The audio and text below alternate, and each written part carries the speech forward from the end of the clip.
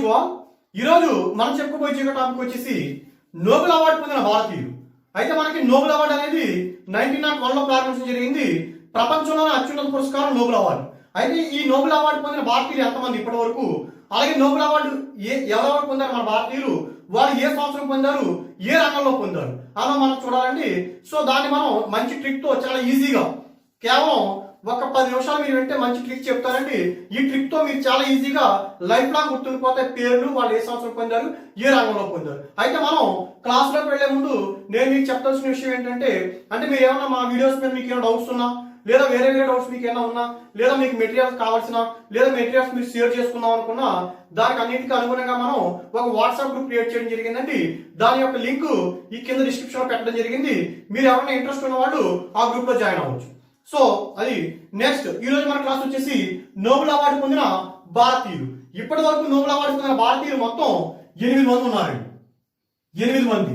ఆ 8 మంది ఎవరు అన్నప్పుడు మనం చెప్పుకుందాం వరుసగా. ఫస్ట్ వచ్చేసి రవీంద్రనాథ్ ఠాగూర్. రవీంద్రనాథ్ ఠాగూర్ అండి, ఈయన మనకు తెలుసు జనగణమన రాశాడు. సో మన జాతీయ గీతం ఏదైతే జనగణమన, ఆ జనగణమన రాసింది రవీంద్రనాథ్ ఠాగూర్. ఈయన 1913 లో లిటరేచర్, సాహిత్య రంగంలో కానీ ఈయన నోబెల్ అవార్డు అందుకోవడం జరిగింది. అయితే ఈయన ఇండియాలోనే కాదు, ఆసియా ఖండంలోనే నోబెల్ అవార్డు పొందిన మొట్టమొదటి వ్యక్తిగా ఈయన ప్రాముఖ్యత సాధించుకున్నారండి. రవీంద్రనాథ్ ఠాగూర్ గారు 1913 లో లిటరేచర్, సాహిత్యంలో ఈయన నోబెల్ అవార్డు పొందడం జరిగింది.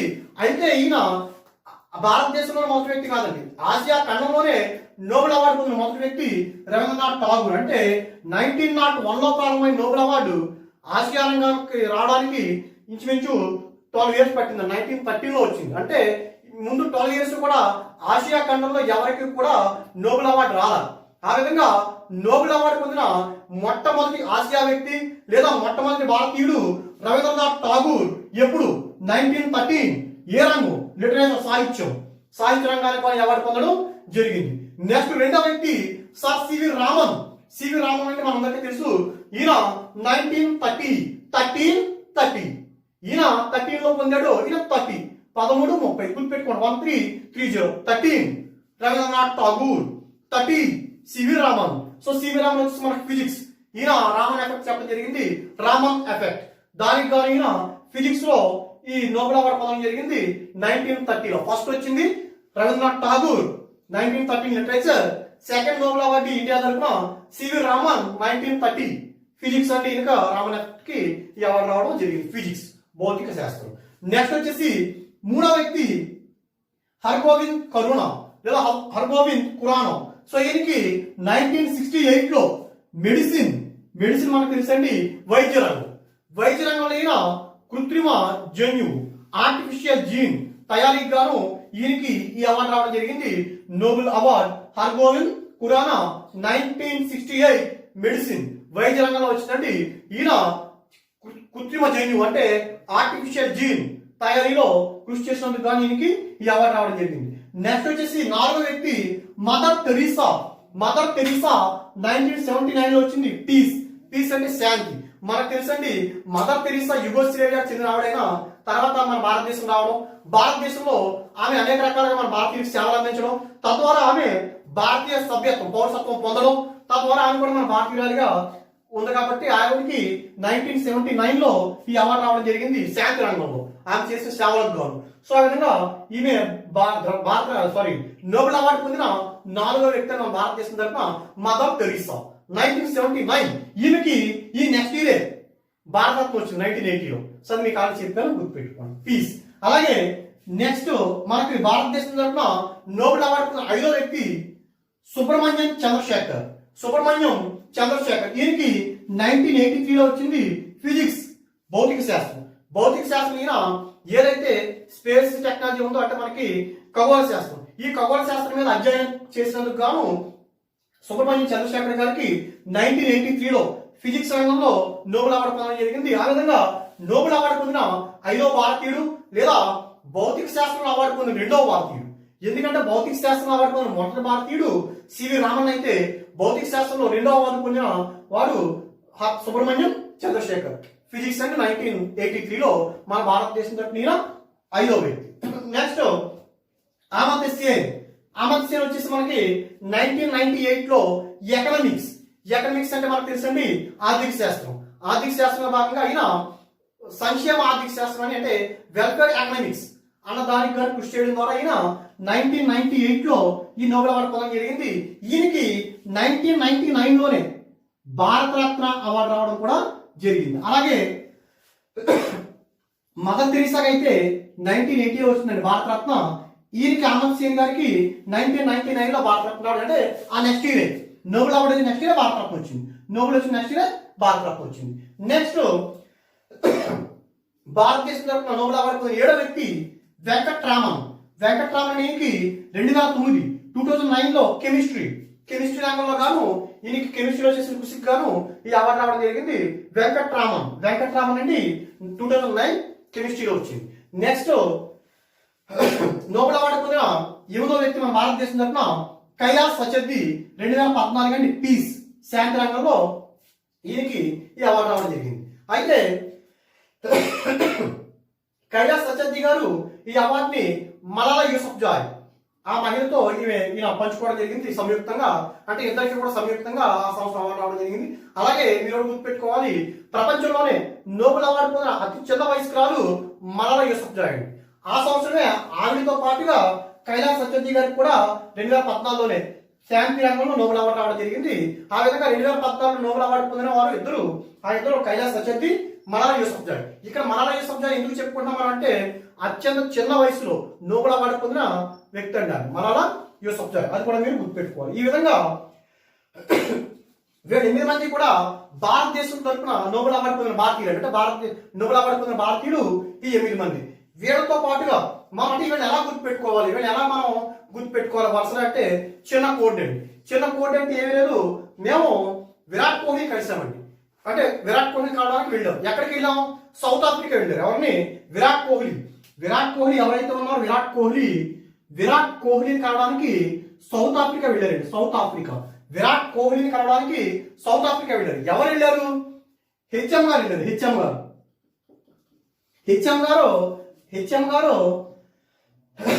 సౌత్ ఆఫ్రికా వెళ్ళారు, విరాట్ కోహ్లీని కలిశారు. అంటే హెచ్ఎం గారు సౌత్ ఆఫ్రికా వెళ్ళి విరాట్ కోహ్లీని కలిశారు. ఎవరు హెచ్ఎం గారు వెళ్ళారంటే ఆర్సీ గారి హెచ్ఎం గారు వెళ్ళి సౌత్ ఆఫ్రికా వెళ్ళి విరాట్ కోహ్లీని కలిశారు. అంటే చాలా ఈజీ అండి గుర్తుపెట్టుకోవాలంటే. మేము ఎలా గుర్తుపెట్టుకున్నాం అంటే యాక్చువల్గా ఆర్సీ గారిని మాకు ఒక టీచర్ ఉన్నారు, అంటే ఆయన మాకు 10th క్లాస్ లో మ్యాథ్స్ చెప్పిన ఆయన. సో ఆర్సీ మాస్టర్, అంటే ఆయన పేరు రామచంద్రారెడ్డి గారు, ఆయన్ని ఆర్సీ సార్ అంటారు సింపుల్ గా. సో ఆయన టీచర్, గవర్నమెంట్ టీచర్. సో వాళ్ళ హెచ్ఎం గారు ఉన్నారు. వాళ్ళ హెచ్ఎం గారు ఏం చేశారు? సౌత్ ఆఫ్రికా వెళ్ళారు. ఎందుకు వెళ్ళారు? విరాట్ కోహ్లీ కలవడానికి వెళ్ళారు అని గుర్తుపెట్టుకున్నాం. చాలా ఈజీ. సో అంటే ఏంటంటే చాలా ఈజీగా ఆర్సీ మాస్టర్, అంటే ఆర్సీ గారి హెచ్ఎం గారు ఎక్కడికి వెళ్ళారు? సౌత్ ఆఫ్రికా వెళ్ళారు. ఎందుకు వెళ్ళారు? విరాట్ కోహ్లీని కలవడానికి. ఈ విధంగా చాలా ఈజీగా మనం గుర్తుపెట్టుకోవడానికి చాలా సింపుల్ గా మీరు ఒక కోడ్ తయారు చేసా ఉంటుంది. ఇంకా కోడ్ ఎలా ఉంటుందంటే ఆర్సీ గారి హెచ్ఎం గారు, చాలా ఈజీగా మీరు గుర్తుపెట్టుకోవచ్చు. ఆర్సీ గారి హెచ్ఎం గారు సౌత్ ఆఫ్రికా వెళ్ళి విరాట్ కోహ్లీని కలిశారు. అంటే చాలా ఈజీ.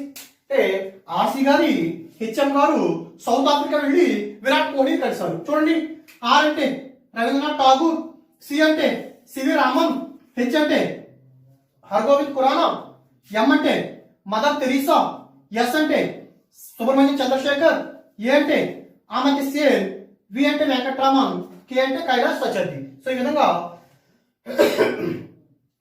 నోబెల్ అవార్డు పొందిన భారతీయులు 8 మందిని కూడా మనం చాలా ఈజీ గుర్తుపెట్టుకోవచ్చు. ఎలాగంటే ఆర్సీ మాస్టర్ ఉన్నారు, వాళ్ళ హెచ్ఎం గారు ఉన్నారు. వాళ్ళు ఆ హెచ్ఎం గారు ఏం చేశారు? సౌత్ ఆఫ్రికా వెళ్ళారు. ఎందుకు వెళ్ళారు? వెళ్ళి విరాట్ కోహ్లీని కలిశారు. ఈ విధంగా ఆర్సీ గారు హెచ్ఎం గారు సౌత్ ఆఫ్రికా వెళ్ళి విరాట్ కోహ్లీని కలిశారు. ఇదండి కోడ్, చాలా ఈజీ గుర్తుపెట్టుకోవచ్చు. నోబెల్ అవార్డు పొందిన భారతీయులు 8 మంది. RC, HM, SA, VK. RC గారి హెచ్ఎం గారు సౌత్ ఆఫ్రికా వెళ్ళి విరాట్ కోహ్లీని కలిశారు. Rabindranath Tagore, R, C CV Raman, H Hargobind Khorana, M Mother Teresa, S Subrahmanyan Chandrasekhar, A Amartya Sen, V Venkataraman, K Kailash Satyarthi. So ఈ విధంగా భారతదేశం తరపు నోబెల్ అవార్డు పొందిన వారు, నోబెల్ అవార్డు పొందిన భారతీయులు ఈ 8 మంది. వీళ్ళ కాకుండా నోబెల్ అవార్డు పొందిన భారతీయ వ్యక్తి 9వ వ్యక్తి ఎవరండి అంటే రీసెంట్ గా 2019లో అభిజిత్ బెనర్జీ. ఈ అభిజిత్ బెనర్జీ ఇప్పుడు అమెరికా వ్యక్తి అండి. అయితే ఈయన 1961లో అభిజిత్ బెనర్జీ అని 2009లో మొన్నే 2019లో అభిజిత్ బెనర్జీ